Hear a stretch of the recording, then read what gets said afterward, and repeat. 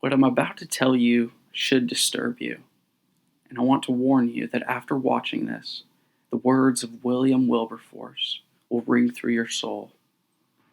Having heard all of this, you may choose to look the other way, but you can never again say you did not know. There are more slaves in the world today than ever before. Enslaved women and children are being sold for sex every day and night all over the world, abused in ways most people can't even imagine. I was 21. I was living in the San Francisco Bay Area. I met my P at a party, but I had no idea that he was a P. And when I say P, I mean like pimp. And one day he asked me, "Do you want to go on vacation?" And I knew like this vacation is not going to be a vacation. When I got to Hawaii, we stayed at the hotel. So he just really just put me out there like, do it on your own. Whatever happens to you happens, but bring my money back. I went back to the hotel. He counted the money and he wasn't satisfied with the amount, and he proceeded to beat me relentlessly, punching, choking, slapping, stumping, kicking, throwing me.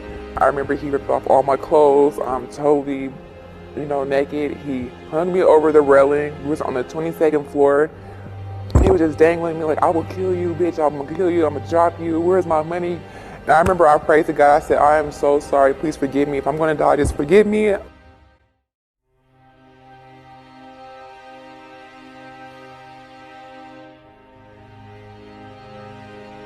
I was 19. I met him online.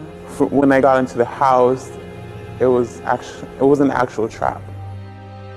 I was held at gunpoint from then on, and they also threatened my family, and if I didn't cooperate with them. I tried to run away before, and I got beat up. He just yanked me by my collar on my shirt, pulled me back in there, and just beat my ass to, I don't know. There was no leaving. He told me that I'm gonna be working on the streets, you'll be wearing nice clothes, and you're gonna, excuse my language, but you're gonna be my bitch.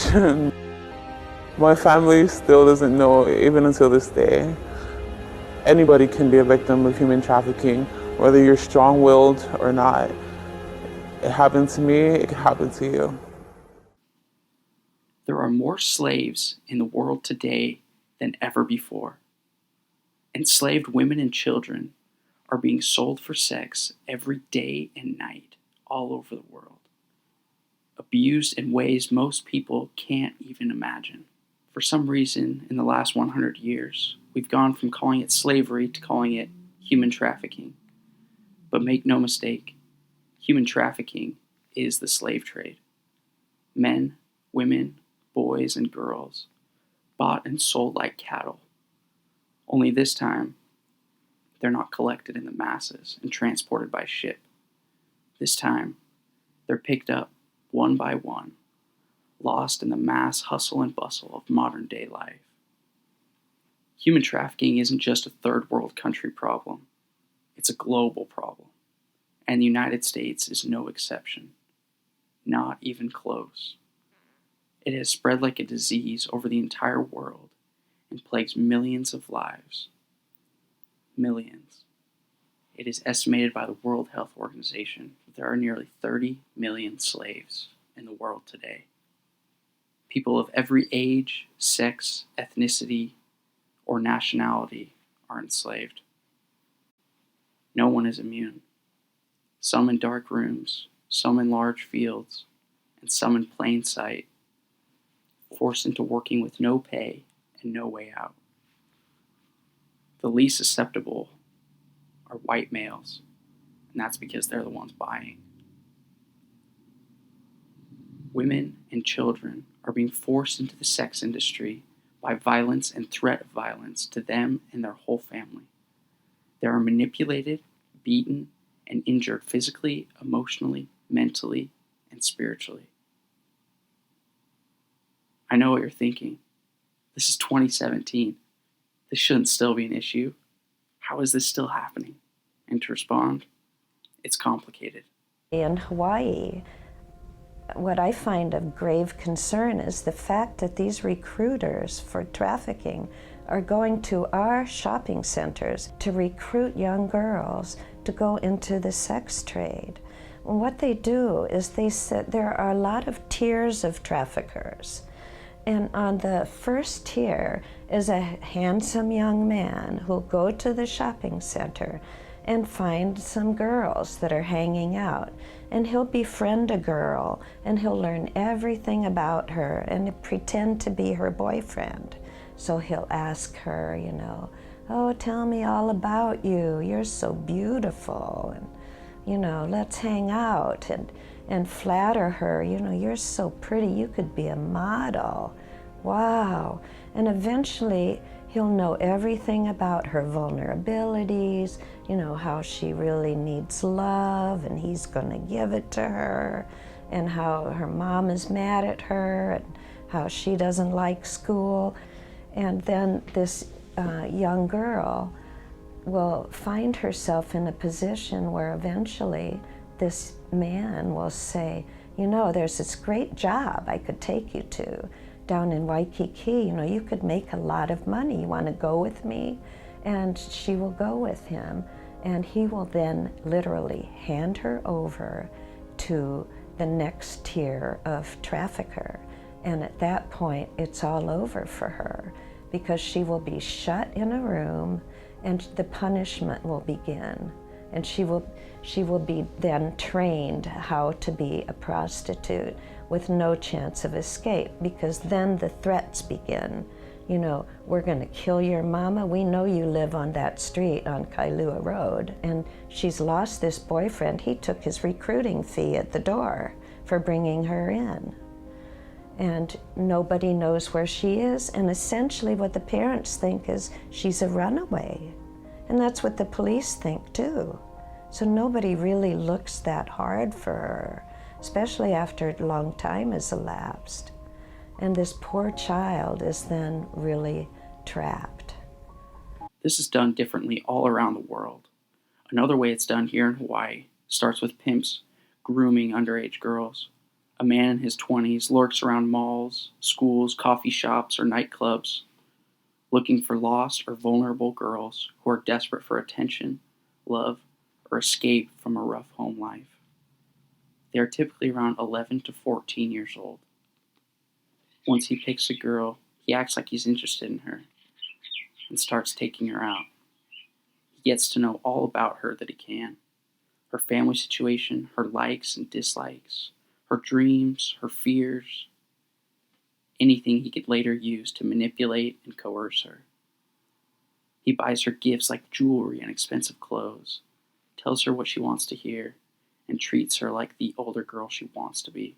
He makes her think he really loves her, and she really falls in love with him. Then it starts. He tells her to do him a favor. He's low on cash or owes someone a favor. He says, "If you love me, you'll do it." By this time, he's already got her wrapped around his finger, and she's willing to do almost anything to keep this fairy tale love story going. He tells her to sleep with someone for money. If she resists, he's ready to pull out all the stops. "Look at all I've done for you. You must not love me. You must not be as mature as I thought you were." If she still resists, he moves it up a notch. "I'll tell your friends and family all your dirty little secrets. I'll beat you." He'll tear her down emotionally. He knows her so well that he knows what will hurt her the most. But he's not done yet. Not even close. He won't let up until she agrees to it.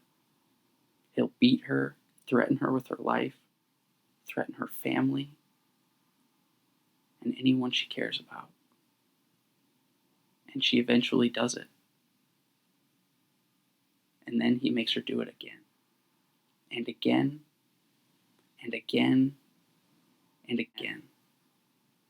Day after day, night after night, he gives her a quota, and if she doesn't meet it, he beats her. He beats her until she begs him for forgiveness and promises she'll do better. The beatings don't stop. They never stop. He beats her so much, makes her do so many horrible things, and makes her believe such awful lies about herself that she starts to think she deserves the beatings. He eventually doesn't even have to force her anymore. He has threatened her and beat her so many times that she is broken. She will obey his every word, and even if questioned by police or her family, she will lie for him. He'll tell her and make her feel like no man will ever want her except him. He'll even tell her he still loves her, and when they make enough money, things will go back to how they were. Never-ending lies, never-ending threats, never-ending abuse. These girls end up prostituting themselves on the streets in the red light district of Honolulu, posting ads on Backpage.com, Craigslist.com, and being forced to work in 24-hour massage parlors, known by many today to be brothels. Another common way is for women or girls from foreign countries responding to glamorous-sounding job advertisements targeted at those wanting to move to the United States. They end up flying to Hawaii, meet their employer, have their passport and all their paperwork taken away, threatened, and forced to work as prostitutes, with a false promise that they will get their papers back when they have made a certain amount of money. Obviously, some people get into the business of their own volition because it is profitable, no question about it. And the people, the pimps that operate these girls, they make good money. The girls, if they're professional, make good money. The problem is the younger people that are recruited into the business, usually it's going to involve drugs, it's going to involve some violence, it's going to involve coercion. Many of them don't get into it of their own volition. They're recruited by these people, they're taken care of for a period of time, and it's a gradual recruitment and development into it. And once they're into it, it's very difficult for them to get out for a number of reasons. I mean, the pimps may threaten them, they may threaten their families, so there's coercion, there's often violence and threats involved. So it's not an easy life. Like I said earlier, it's complicated. Police don't even know how to deal with it. Police in the western United States arrested who they suspected was a prostitute, but turned out to be an underage girl forced into prostitution by her pimp. After they found no ID on her, they let her go, right back into the hands of her pimp. Their response, when confronted about it later, these girls lie. Big boobs and a pretty face. How are we supposed to know she was underage? So, these girls have been so manipulated and terrified by these monsters that they will even lie to the police. It can take weeks or even months of therapy before these girls can come to terms with the real truth and understand what really happened, that they were manipulated and coerced into sex slavery. But since the vast majority of these girls aren't lucky enough to somehow escape, get weeks or months of therapy, and realize what terrible men their pimps are, they only manage to escape by being arrested for prostitution, where even some minors are tried as adults and sent to prison. If they manage to be tried as minors, they are still charged with prostitution and sent to correctional facilities for criminal minors, treated like it was all their fault, while their pimp walks away without so much as being questioned. These girls don't stand a chance. Laws already put in place aren't being enforced enough, and these women are being punished instead of helped. Why does this continue? Money. It all revolves around money. Some are desperate, some are greedy, educated on the signs, and stop treating these women and girls like criminals, and treat them as the survivors they really are. Law enforcement needs to raid the massage parlors known to have slaves every single day until the massage parlors know they can't get away with it. In other countries, some poor families sell their children into it. Another reason why it continues is because people aren't talking about it. It is so awful that people don't even want to think about it. And so they will plug your ears when you try to talk to them about it or change the subject. They will do anything they can to avoid such a horrible topic as child sex slavery. It was obviously a heavy topic to research, so I'm glad we were encouraged to do a little bit every week over the semester instead of cramming it all in at the end. I used various methods to learn about this over the course of the semester. I used qualitative research methods such as library research, reading books about it, and watching videos and documentaries about it. Anything I could get my hands on. I also used some ethnographic research methods by talking to survivors of human trafficking, meeting with groups that are fighting against it, and talking to individuals who have entered the dark world of human trafficking to stop it themselves and be aware of their friends. Another thing is to educate flight attendants, because they have the unique opportunity of interacting with everyone on a plane and seeing groups interact with each other. This allows them, more than most people, to be able to identify who is being trafficked and have a few words with them. We also need to educate government officials so they pass laws that protect women and girls while severely punishing the pimps and the johns, and talk to everyone I knew about it so they can recover mentally, emotionally, and physically, as well as understand what happened to them so they don't get trapped again. I got an internship with someone fighting child sex slavery all over the world, and will now be able to educate more people about it. As a part of the internship, I'm going to try to start educating law enforcement agencies around the country about what to look for and questions they can ask girls to know if they are being trafficked. Because the girls have been groomed to lie about pointed questions, there are other simple questions anyone can ask the girls to know if they are being trafficked. These questions are: what kind of work do they do? Can they leave the job if they want to? Have they been threatened? What are their working or living conditions like? Did they have to pay a fee to get the job? Were their ID documents or passport taken away? Education is what is needed. Education of law enforcement, flight attendants, parents, children, government officials, and everyone else. Slavery will keep on going until enough people know about it to call it out the moment it happens. Ignorance has allowed slavery to become worse than ever before.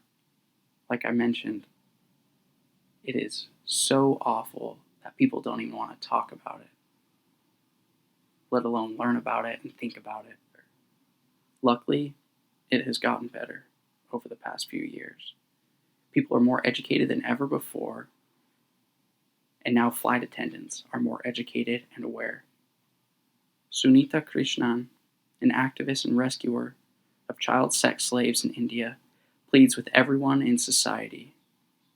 She says, "I'm not asking you all to become Mahatma Gandhi or Martin Luther Kings or Medha Patkars or something like that. I'm asking you, in your limited world, can you open your minds? Can you open your hearts? Can you just encompass these people too? Because they are also part of us. They are also part of this world. I'm asking you to help these women and children. Accept them as human beings, not as philanthropy, not as charity, but as human beings who deserve all our support. I'm asking you this because no child, no human being deserves what these children have gone through." End quote.